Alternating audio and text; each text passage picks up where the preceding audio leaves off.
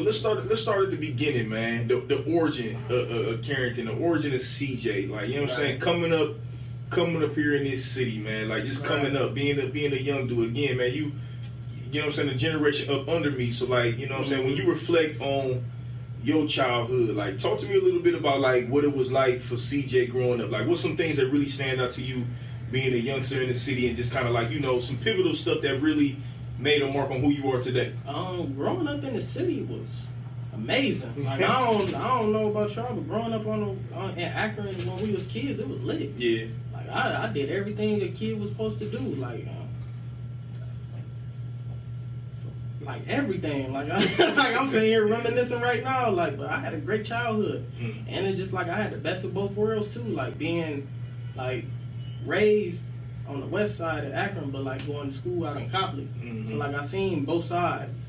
But overall, like, man, growing up in Akron, man, it was a beautiful place. When we was growing up, the parades, the parties, the youth games, like the rivalries and things of that sort. Like, man, that was a once in a lifetime thing. And like, as you can see, like now in the city, it ain't the same.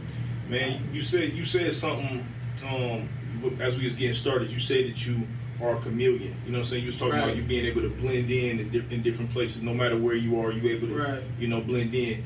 Looking back on it, man, was there anybody that kind of like gave you that game? You know what I'm saying? As a youngster, to just kind of be able to, you know, blend in. Looking back on it, being an adult now.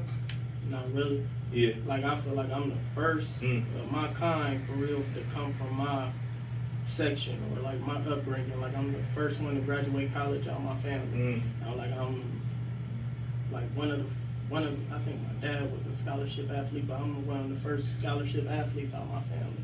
So like, just growing up, I didn't know nobody that sold insurance that did accounting. Personally, like, I grew up around 9-to-5 workers and just honest hustlers at the end of the day. So like, did I have like a figure to look at and be like, yeah, I want to be like that, and then it turned into this? No, I think I was just made to do what I was supposed to do. Like, the closest thing I would say that I had, like, that was an example of that is probably my mom's.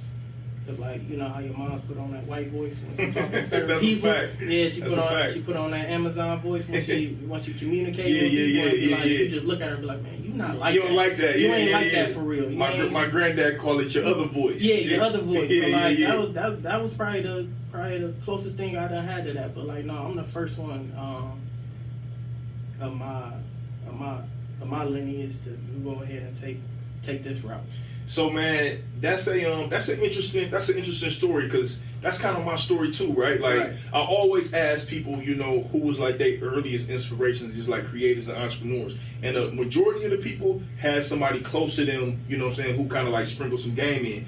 That really wasn't my experience, you know what I'm saying. A lot of what I learned, a lot of it happened later on in life. Even though looking back on it now, I seen like tidbits and things like that, but one thing that I did pick up from the people that's around me, like, there was certain like principles and values and shit that I still carry with me today. So like, being a leader, working hard, grinding, like, you know what I'm saying, being a honorable dude, like, you know what I'm saying, being true to your word, things that was going, you know what I'm saying, be able to help me being a business owner and an entrepreneur and stuff like that.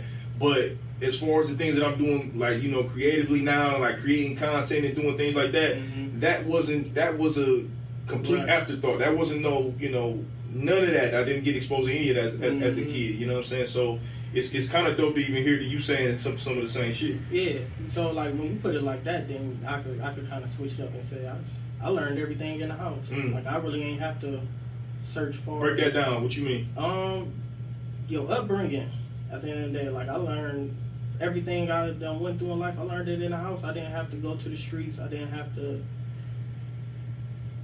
go here and learn this, go there and learn that. I learned everything in the house from my mom and dad, like how to get up and go to work every day, how to be an honorable man at the end of the day, learning what to look for in a woman at the end of the day. Like, that all come from my mother and my father. Like, because when I say I was born to do what I was supposed to do, I really was. Like, I was, like, at 8 years old, I was running around the west side cutting everybody's grass, making money.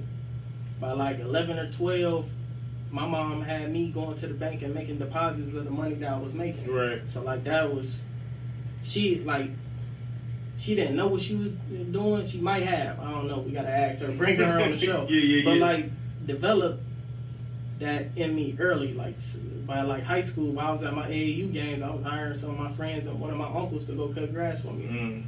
Like, so I was doing payroll, all that type of stuff at that early age, but I just didn't know what I was doing. And both your parents, they was together when you was a kid, or you just had, they was just both in your life? Man, they was 100% both there. Yeah. 100%. Like, what you learned from your pops? What's like one of the biggest things you think you learned from your pops? Tough love. What you mean by that? Anybody that know Chatty, he don't kiss no ass.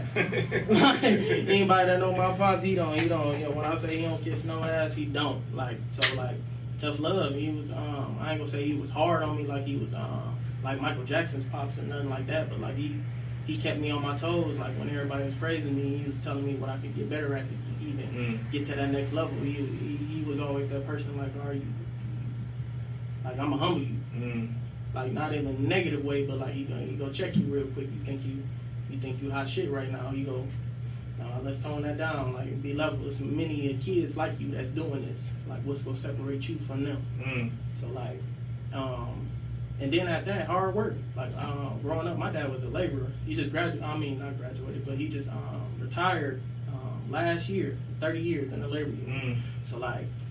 Shout out to Pops, that's a big deal. Man, that's a big grind. Yeah. Like, and then me joining the labor union and like on one of the first jobs, like that's where me and my pops got a different bond. Like we was able, like I was able to work with him and see what he do on a day-to-day basis. And I was like damn. Different type of respect for him, man. What? Like this how you pay for AAU jerseys and all that, boy? Listen, hey, thank you. Yeah. Thank you, straight up. So like this how you did all this, you able to get my school clothes and.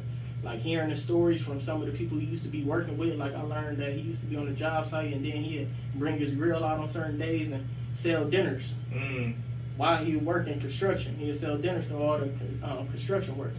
And I'm like, damn, that's how you got our AAU jerseys, huh?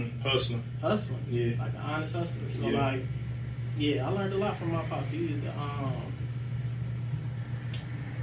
perfect example as far as what we come from. Yeah, that's good, man.